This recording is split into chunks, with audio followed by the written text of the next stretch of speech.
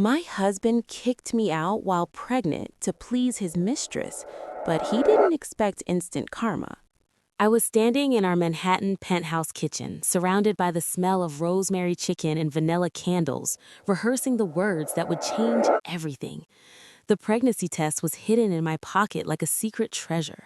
2 pink lines. After 18 months of trying, of temperature charts and ovulation kits and silent prayers, those 2 pink lines felt like a miracle. I had set the table with our wedding china, the one we never used because Gavin said it was too precious for everyday meals. Tonight was different. Tonight, I was going to tell my husband we were finally going to be parents. I had even bought sparkling cider with toast with, already imagining his face lighting up when I shared the news. The elevator doors opened at 7:43.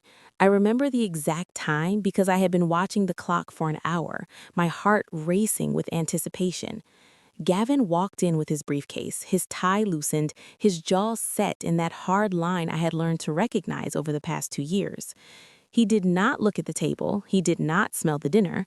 He walked straight to the living room, poured himself a whiskey, and turned to face me with eyes that held no warmth at all. "Layla," he said, "we need to talk." I smiled, still holding on to my secret, still believing this night would end differently. "I have something to tell you too," I said, "but you go first." He took a long sip of his drink. "I want you out of this apartment by tomorrow morning. Vanessa is moving in this weekend." The words did not register at first. They floated in the air between us like something foreign, something that belonged in someone else's story. I stood there with rosemary chicken growing cold on the counter and a positive pregnancy test burning a hole in my pocket, and I could not make sense of what he was saying. "Gavin," I whispered, "I am pregnant." His expression did not change, not a flicker of surprise, not a moment of hesitation. He simply shrugged and said, "That is not my problem anymore." Before we dive in, tell us in the comments which city you are watching from, and do not forget to rate this story from 0 to 10 at the end. Now, let us continue. I met Gavin Mercer at a real estate development conference in Chicago during the coldest February I can remember. Snow was piling up outside the convention center windows, and inside, hundreds of professionals mingled with champagne glasses and business cards. I was 26 years old, fresh out of architecture school, working as a junior associate at a small firm that specialized in sustainable design. I had saved for months to attend that conference, believing it would open doors for my career. My mother had been gone only 6 months at that point. Pancreatic cancer. She was 54 years old, the same woman who had taught me to draw floor plans on napkins at restaurants, who had believed in my talent before anyone else did. Losing her had cracked something open inside me, left me searching for meaning in places that probably could not provide it. Gavin was 34, the CEO of Apex Property Technologies, a startup that was revolutionizing how commercial real estate deals were structured through some proprietary algorithm I did not fully understand.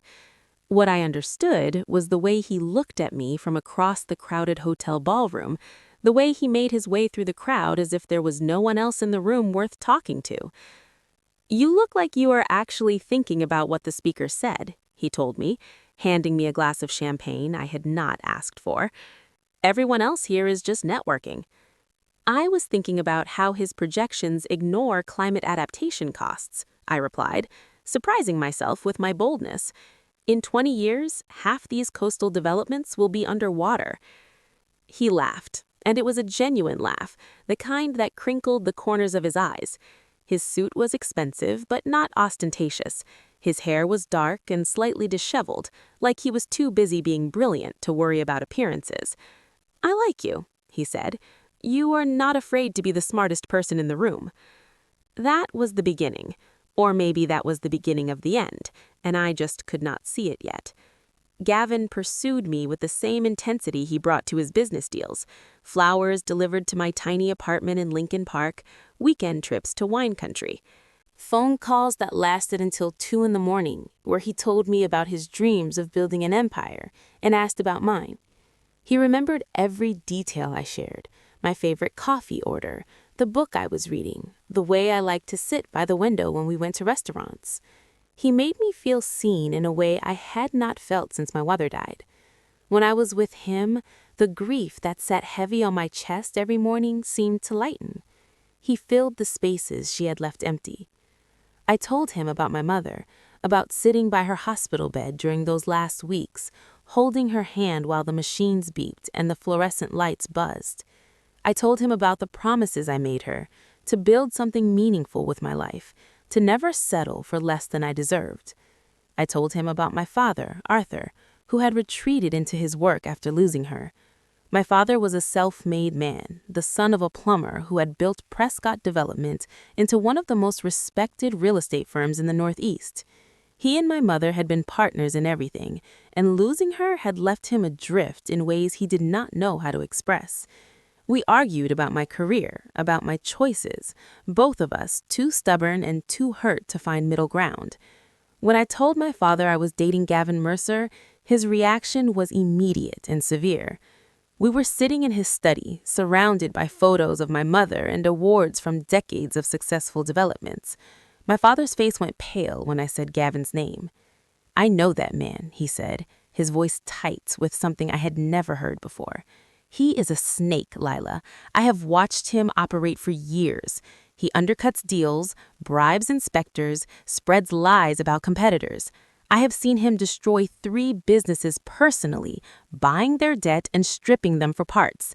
And the women. There are always women with him. He will destroy you." I did not want to hear it. My father was overprotective, I told myself. He was threatened by another successful man in my life. He could not accept that I was making my own choices.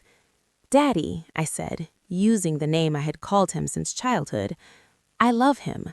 I know you are worried, but Gavin is different with me. He sees me. He believes in me." My father's eyes filled with tears. It was the first time I had seen him cry since my mother's funeral. "Your mother would know what to say to make you understand," he whispered. "I do not have her gift for reaching you, but I am begging you, baby girl, do not do this." I did it anyway. 6 months after that conference in Chicago, I moved into Gavin's penthouse in Manhattan. 42nd floor, floor-to-ceiling windows, views that stretched all the way to the Statue of Liberty on clear days. I left my job, my apartment, my friends, and my father's warnings behind. I told myself I was choosing love. I told myself my father would come around eventually. I did not know then that I was walking into a gilded cage. I did not know that the man who looked at me like I was the center of his universe would slowly, systematically strip away everything that made me who I was. The first year was a masterclass in gradual erosion. Gavin never yelled. He never raised his hand. He simply reshaped my reality, one small cut at a time, until I could no longer recognize the woman I used to be. It started with my career. He suggested I take some time off before looking for a new position in New York. "The architecture job market here is brutal," he said over breakfast one morning. "You have been working so hard. Take a few months to settle in, explore the city, figure out what you really want." A few months turned into 6, then a year. Every time I mentioned job hunting, something came up. A trip to Aspen he wanted to take together, a dinner party he needed me to host for important investors, a subtle comment about how his business demanded so much of him, and would it not be nice if one of us could focus on making our home a sanctuary? I started to believe that maybe he was right. Maybe my career could wait. Maybe supporting his dreams was the same as pursuing my own. The dinner parties were the worst. I would spend days planning the menu, decorating the apartment, making sure everything was perfect. Then I would spend the evening watching Gavin charm his guests while I poured wine and smiled and said nothing of substance. If I tried to contribute to conversations about development projects or market trends, he would gently redirect the discussion. "Let the experts talk, sweetheart," he said once, his hand on my shoulder, his smile never wavering. "Why don't you go check on dessert?" Then came the financial control. He insisted on handling all our expenses, saying it was simpler that way. He gave me a credit card with my name on it, but monitored every purchase through an app on his phone. When I bought a $300 dress for his company gala without asking first, he did not get angry. He just looked disappointed. "Layla," he said, sitting me down like a child being lectured by a teacher, "we are partners. Partners make decisions together. I need to know I can trust you with money." He sighed heavily. "I thought you were more responsible than this." I apologized. I promised to do better. I stopped buying things without asking. I stopped going out with the few friends I had made because going out meant spending money. I stopped calling my father because every conversation ended with him asking when I was coming home, and I did not have an answer that would not sound like defeat. By the end of the first year, my world had shrunk to the size of that penthouse. I spent my days rearranging furniture in rooms that were already perfect, trying new recipes for a husband who worked late most nights, scrolling through job listings I never applied for.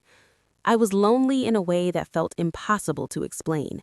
I was surrounded by luxury and drowning in emptiness. And then there was Vanessa Chen. I first heard her name about 8 months into my marriage. Gavin came home one evening more animated than usual, talking about a meeting that had gone exceptionally well. "We have a new investor," he said, pouring champagne for both of us. "Vanessa Chen. She runs one of the most successful tech-focused investment funds on the West Coast. She's putting $20 million into Apex." $20 million. I tried to comprehend the number and failed. "She sounds impressive," I said. "She's brilliant," Gavin agreed, his eyes bright with something I could not quite name. "She understands my vision completely. We are going to do incredible things together." I believed him. Why would I not? I was his wife. I was the woman he came home to every night, even if it was late. I was the woman he made love to on Sunday mornings, even if those mornings were becoming less frequent. But I noticed things.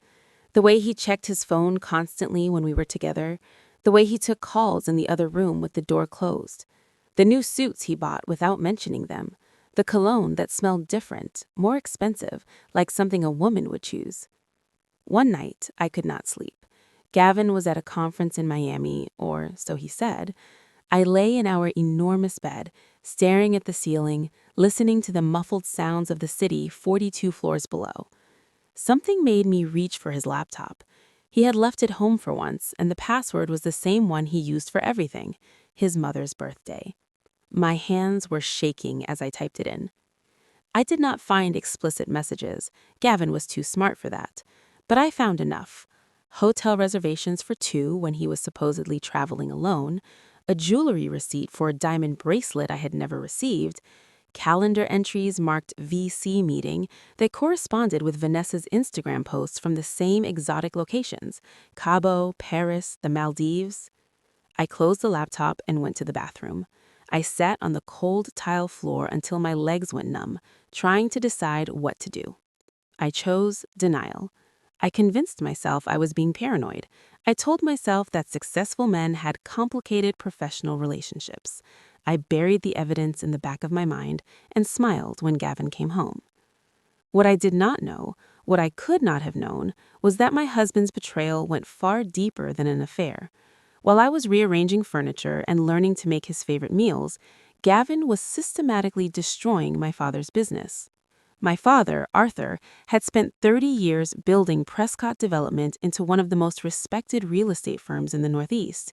He was old school, a handshake deal kind of man, who believed that reputation was everything. He had survived recessions and market crashes and the 2008 financial crisis through careful planning and honest dealing. Gavin saw him as a mark. It started with the development project in Connecticut, a mixed-use complex that would have been the crown jewel of my father's portfolio. 12 acres of waterfront property, plans for sustainable housing and commercial space, and a community center. My father had been working on the deal for 2 years, negotiating with local officials, securing financing, building relationships with the community.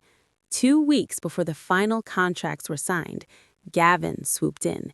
He used information he had obtained through bribed municipal employees, people my father trusted, people who had looked him in the eye and promised confidentiality. Gavin knew exactly what terms to offer, exactly which concerns to address, exactly how to make my father look like an out-of-touch relic who could not deliver in the modern economy. My father lost the project. He lost $3 million in development costs he could not recover. He lost the confidence of his investors and the trust of his banking partners. He spent 6 months fighting off bankruptcy, selling properties at losses just to stay afloat. I heard about his troubles through my aunt, his sister, who called to check on me one afternoon. "Your father is not doing well," she said carefully, as if she was afraid to tell me the truth. "The business is struggling. He has had to let go of half his staff. I am worried about him, Layla." I called him that night, the first real conversation we had in months. "Daddy, what is happening? Are you okay?" He sounded tired, old in a way I had never heard before. "It is nothing for you to worry about, baby girl. Just some setbacks. Every business has ups and downs." He did not tell me that my husband was responsible. He did not want to burden me with that knowledge, or maybe he knew I was not ready to hear it. He just said he loved me and asked if I was happy, and I lied and said yes, and we both hung up with hearts heavier than before. What I did not know was that my father, despite his troubles, had made a decision that would change everything. One of his longtime clients, a tech entrepreneur who had made a fortune in cryptocurrency, offered to pay for a consulting project in Bitcoin. It was an unusual request, but my father had learned to be flexible with unconventional clients. The payment arrived when Bitcoin was hovering around $30,000 per coin. My father's friend, Marcus, a man he had known since college who had become one of the early adopters of cryptocurrency, gave him advice. "Hold on to it, Arthur. I know it seems like monopoly money, but trust me, just wait." My father, desperate and grasping for any lifeline, took the advice. He held the Bitcoin. And when the market surged over the following months, that relatively modest payment multiplied into something substantial. Not enough to save him on its own, but enough to give him breathing room, enough to let him think.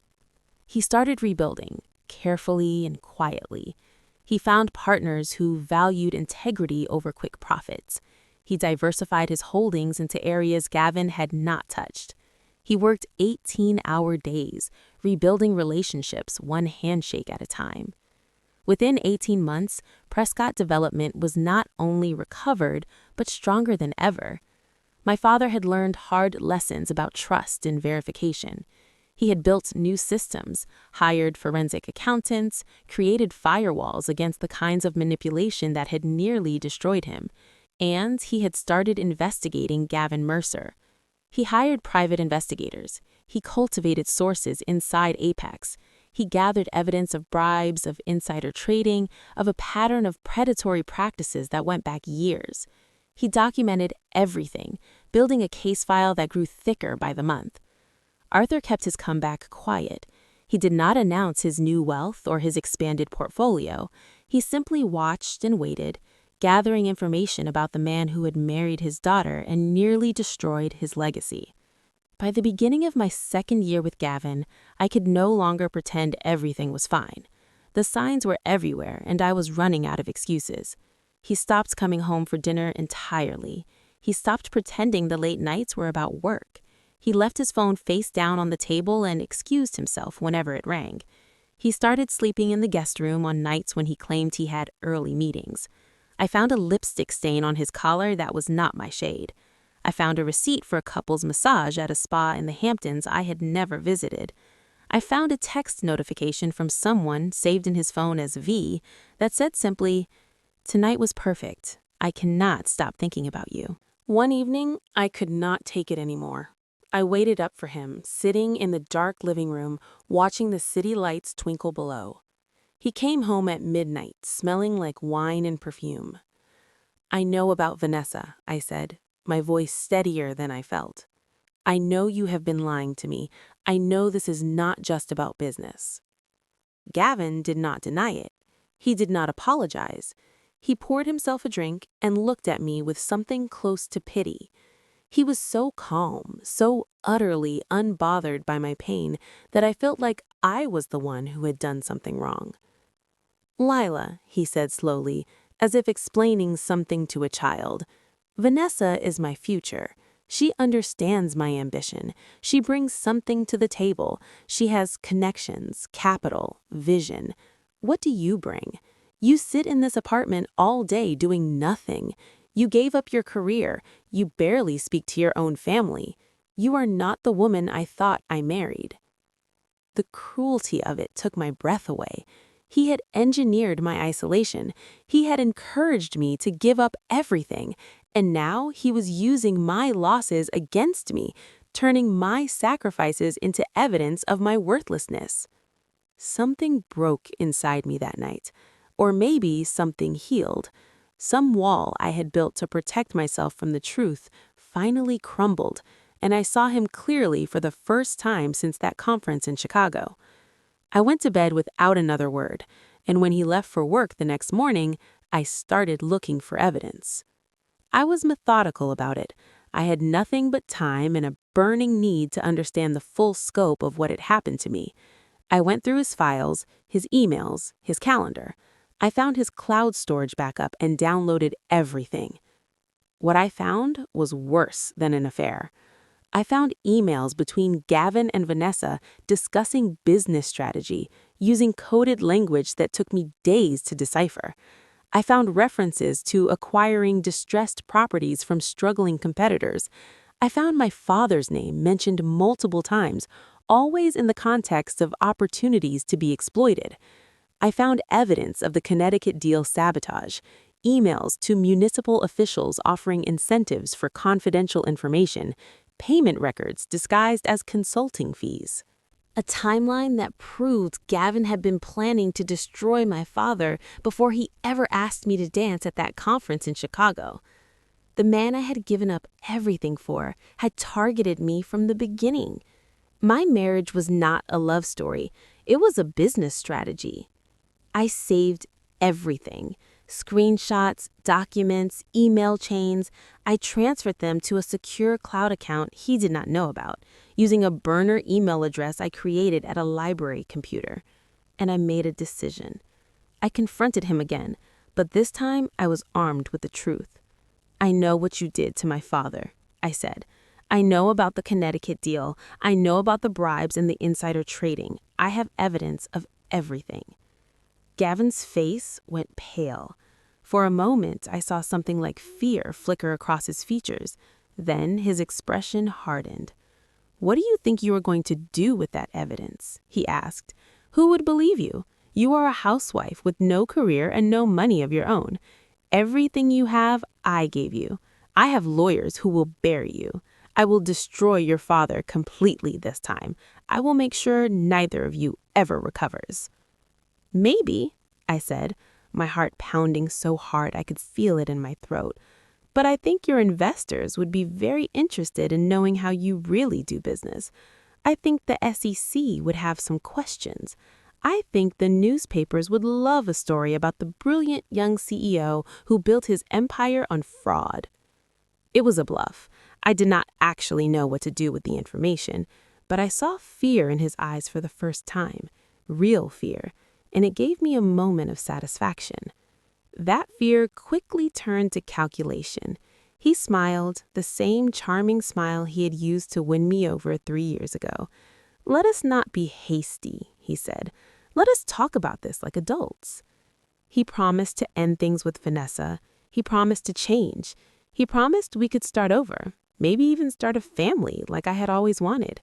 He got down on his knees and held my hands and looked up at me with eyes that seemed, for a moment, almost sincere.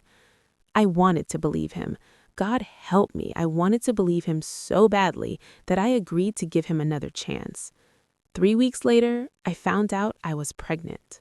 I had been feeling off for days, tired in a way that felt different from my usual exhaustion, nauseous in the mornings, queasy at the smell of coffee. I took a test on a whim, sitting on the bathroom floor while Gavin was at work, not really expecting anything. When the 2 pink lines appeared, I sat there for an hour, staring at them. I was going to be a mother. After everything, after all the pain and confusion and fear, something beautiful was growing inside me. I thought about my own mother, about the stories she used to tell me about being pregnant with me, about how she knew from the moment she saw those 2 lines that I would change her life forever. I wished I could call her. I wished I could hear her voice telling me everything would be okay. I decided to tell Gavin on a Friday night. I would make his favorite dinner, I would set up a special table, I would give him the news in a way that would remind him of what we could be together. I spent all day preparing. I bought flowers and candles. I made rosemary chicken with roasted vegetables and garlic bread from scratch. I set the table with our wedding china, the crystal wine glasses, the cloth napkins we only use for special occasions. I put sparkling cider on ice and practiced my speech in the mirror.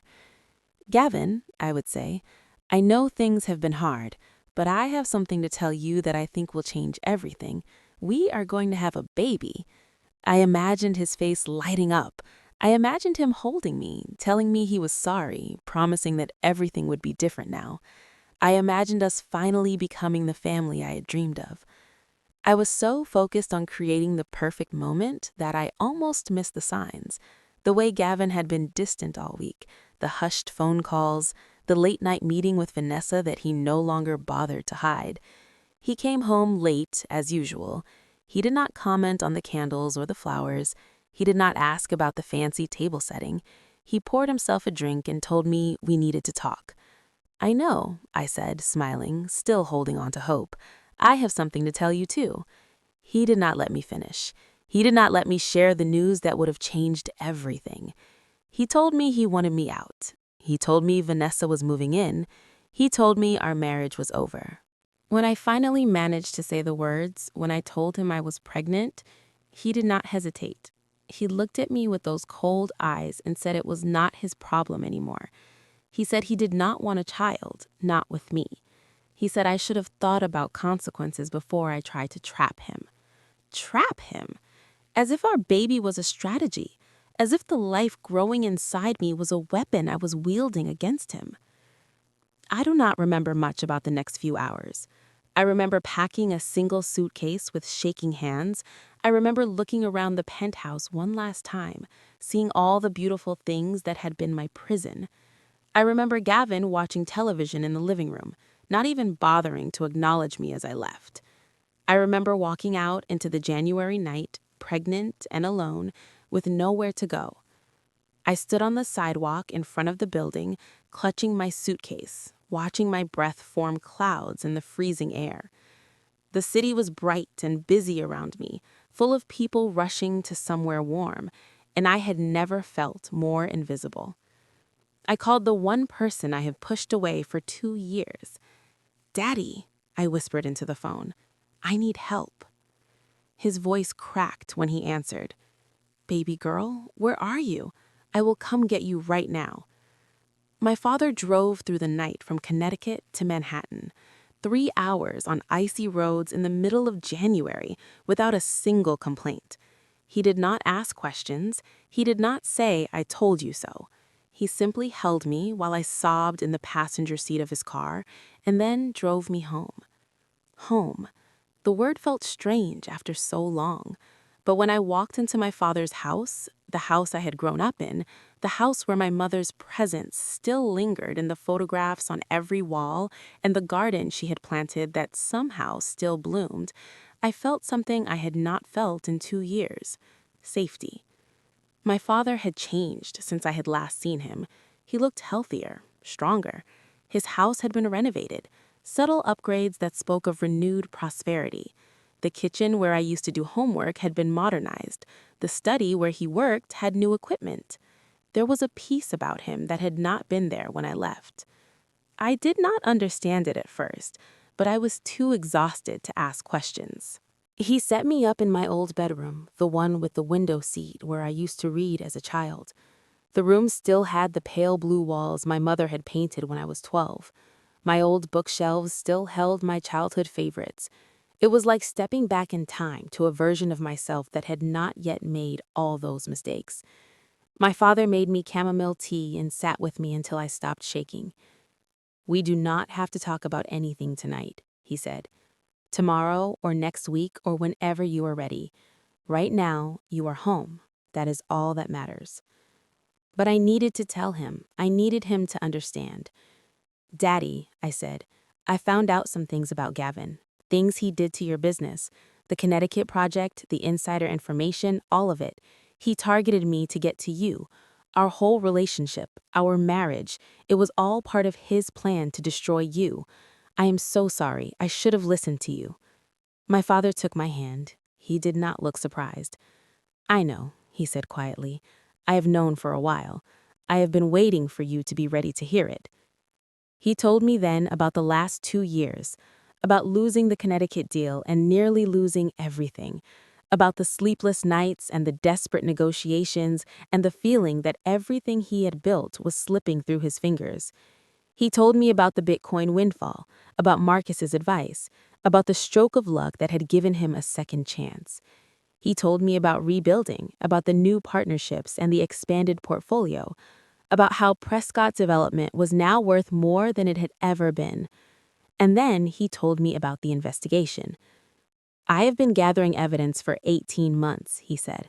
"I hired investigators. I found people inside Apex who were willing to talk, people Gavin had wronged, people who wanted to see him fall. I have documentation of fraud, bribery, securities violations, enough to destroy him 10 times over." He paused, his hand still holding mine. "But I could not act while you were still with him. I would not do anything that might hurt you. I was waiting, baby girl. I was waiting for you to be ready." I stared at him, this man I had dismissed as overprotective and old-fashioned, this man who had watched his daughter walk into a trap and had spent 2 years preparing to rescue her, never giving up hope that she would eventually come home. "What are you going to do?" I asked. He smiled, and it was not a kind smile. "I am going to take everything from him," he said, "and I'm going to make sure he never hurts anyone else again." Over the next few weeks, my father revealed the full scope of his plan. Apex Property Technologies, Gavin's company, was in trouble. The aggressive expansion he had pursued, funded largely by Vanessa's investment capital, had left the company overextended. The algorithms that were supposed to revolutionize real estate were not delivering the returns investors had been promised. The board was getting nervous. What Gavin did not know was that several members of that board had been talking to my father, men and women who had grown uncomfortable with Gavin's ethics, who had heard the rumors about bribery and insider trading, who wanted a way out before the whole thing collapsed and took their reputations down with it. My father had been quietly buying up shares through a network of shell companies and investment vehicles that could not be traced back to him. He had been patient, purchasing small amounts over many months, never enough to trigger reporting requirements or attract attention. And then there was Vanessa. Vanessa Chen was smart, my father acknowledged, ruthless, ambitious, talented at making money, but she was also greedy, and greedy people were predictable. She had invested heavily in Apex not because she believed in Gavin's vision, but because she believed in his ability to generate returns through any means necessary.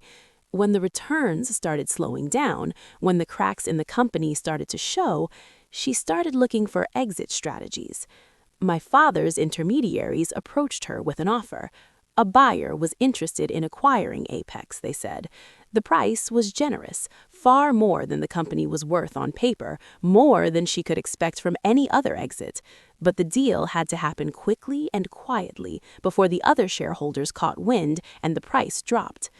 Vanessa did not ask too many questions. She saw an opportunity to cash out at the top, to turn her millions into tens of millions while leaving Gavin holding the bag. She agreed to sell her stake and use her board position to facilitate the acquisition. She did not know she was selling to Arthur Prescott. She did not know she was helping to destroy the man she had been sleeping with for 2 years. The day of the board meeting was cold and clear, February in Connecticut, with snow still clinging to the ground. I was not there, but my father told me about it later, describing every detail with obvious satisfaction. Gavin walked into the conference room expecting a routine quarterly review. Instead, he found a room full of lawyers, forensic accountants, and a hostile board. My father was sitting at the head of the table. "Hello, Gavin," he said. "I believe you know who I am." The blood drained from Gavin's face. He looked around the room, searching for allies, and found none. Even Vanessa would not meet his eyes. She was already calculating her next move, already distancing herself from the wreckage. My father explained, calmly and thoroughly, what was about to happen. He now controlled a majority stake in Apex through various holdings. The board had voted to remove Gavin as CEO, effective immediately. His severance package, what there was of it, would be contingent on his full cooperation with an internal investigation into certain questionable business practices. But that was not all. My father had also provided documentation to the SEC, outlining a pattern of securities fraud and insider trading that went back years. And he had shared information with the FBI about bribery of public officials in at least 4 states. "You have 2 choices," my father told him. "You can cooperate fully, resign quietly, and hope that your lawyers can negotiate a deal that keeps you out of prison. Or you can fight, and I will make sure that every newspaper in the country knows exactly what kind of man you are. I will fund investigations. I will support every person you have ever wronged. I will dedicate whatever resources it takes to seeing you behind bars." Gavin chose to fight. It was the wrong choice. Over the next 3 months, his world collapsed completely. The SEC investigation uncovered more than even my father had known about. The FBI executed search warrants on his offices and his penthouse, the same penthouse where I had made rosemary chicken and dreamed of starting a family. His assets were frozen. His accounts were seized. His name became toxic in an industry where reputation was everything. Former partners came forward with stories. Former employees testified about things they had been afraid to report. The house of cards fell faster than anyone expected. And Vanessa? She disappeared before the investigations really got going. She took her payout from the acquisition and relocated to Singapore, where she would be harder to subpoena and where extradition was complicated. She did not say goodbye to Gavin. She did not even send a text. She simply vanished, like the opportunist she had always been. While Gavin's empire crumbled, I was building something new.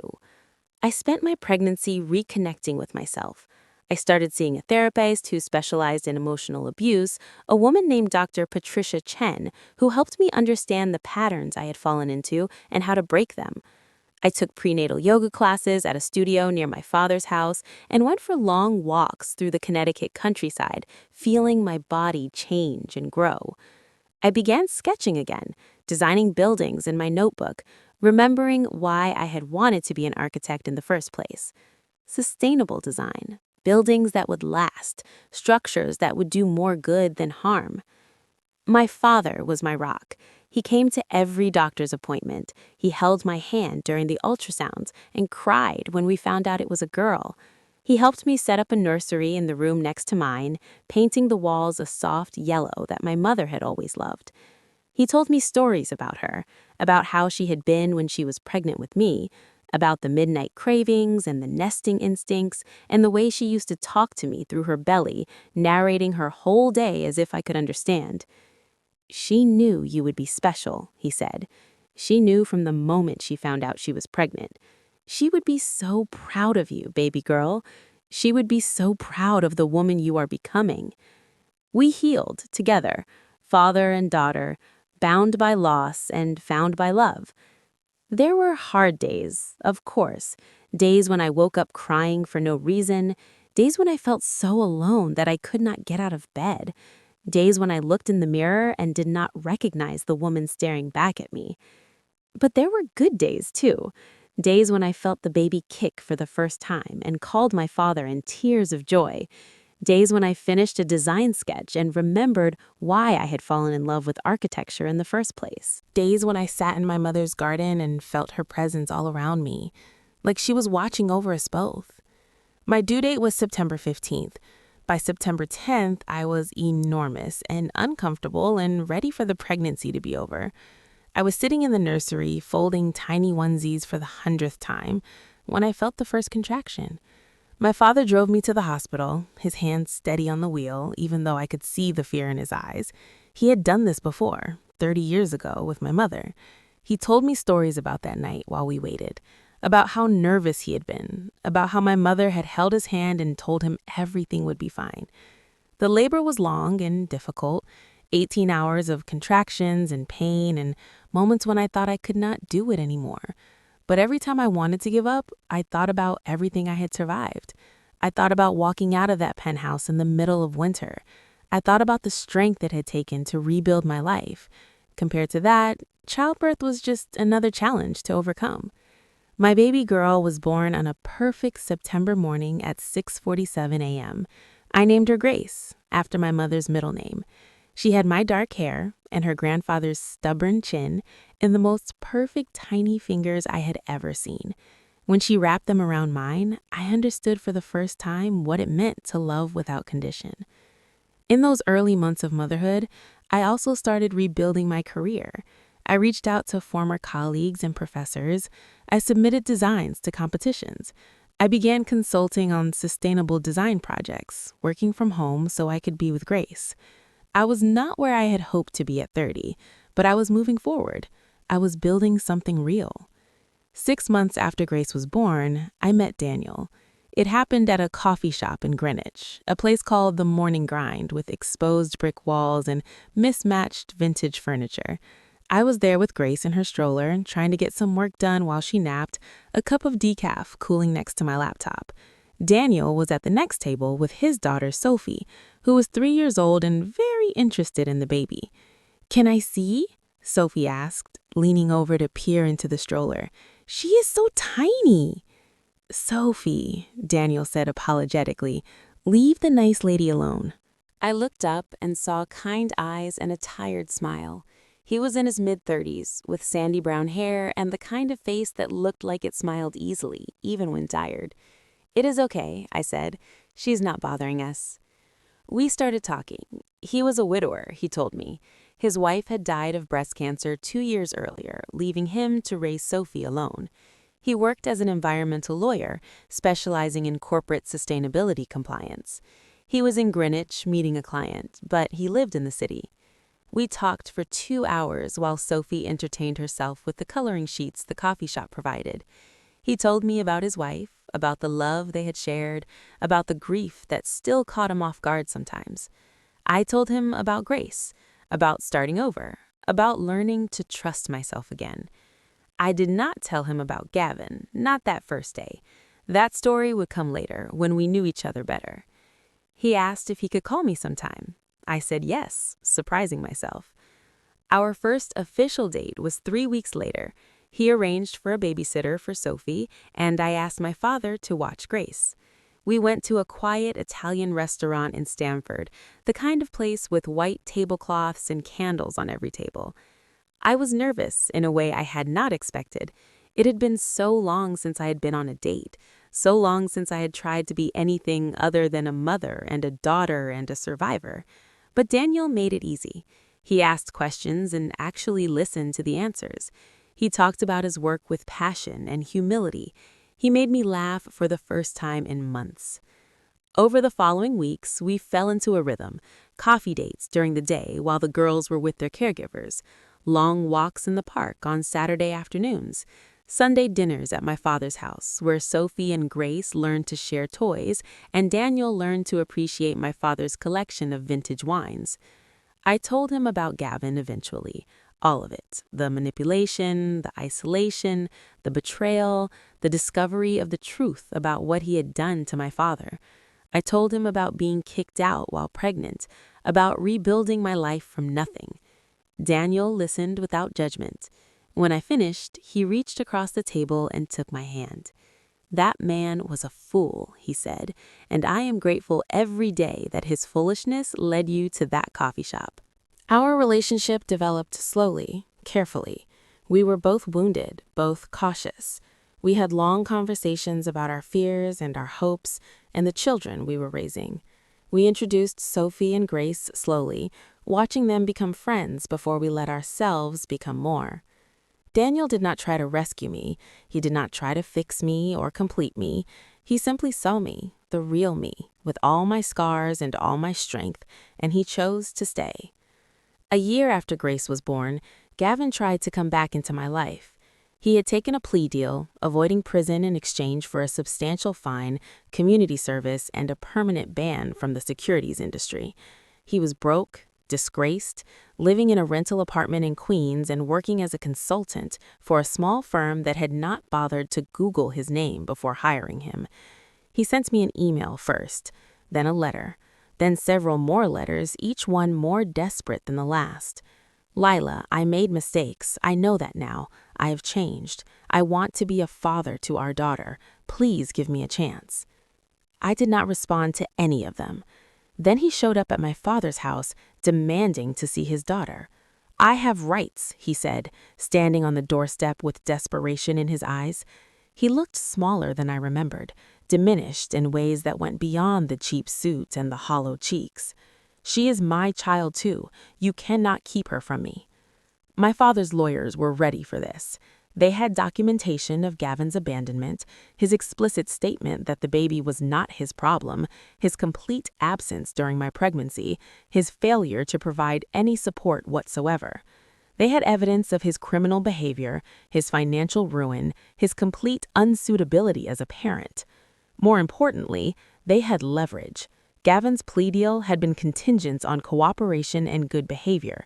If he pursued custody, my father's legal team was prepared to provide additional evidence to federal prosecutors, evidence that might reopen investigations, evidence that could mean prison time. The negotiation was swift and brutal. Gavin's lawyer looked at the file my father's team had assembled and advised his client to settle immediately. In the end, Gavin signed away his parental rights in exchange for a promise that we would not pursue additional legal action. He did not ask to hold Grace. He did not ask for a photograph. He did not ask anything about who she was or what she liked or what her first word had been. He simply signed the papers and walked away. I watched him go from the window, this man who had once seemed so powerful, so certain of his place in the world. He looked smaller now, diminished, like a shadow of the person he had pretended to be. I did not feel satisfaction. I did not feel vindication. I just felt tired and relieved and ready to move forward. 2 years have passed since that final confrontation. I am sitting in the living room of my new house, a restored farmhouse in Connecticut that I designed the renovation for myself. Sustainable materials, solar panels on the roof, a garden where my mother's favorite roses bloom every summer.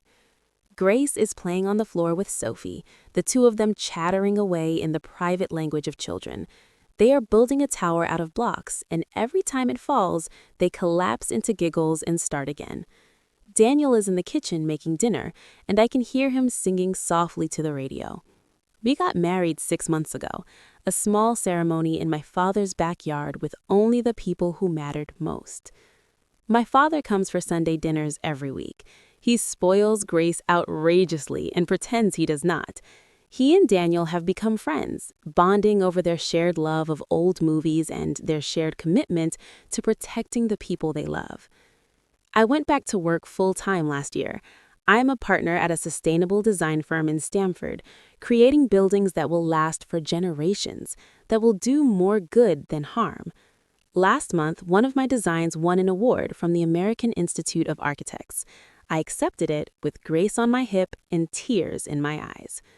Sometimes I think about the woman I was 4 years ago, the woman who believed that love meant sacrifice, that submission was the same as devotion, that a man's power could substitute for her own. I feel compassion for her, that younger me. She was doing her best with what she knew. But I am glad she is gone.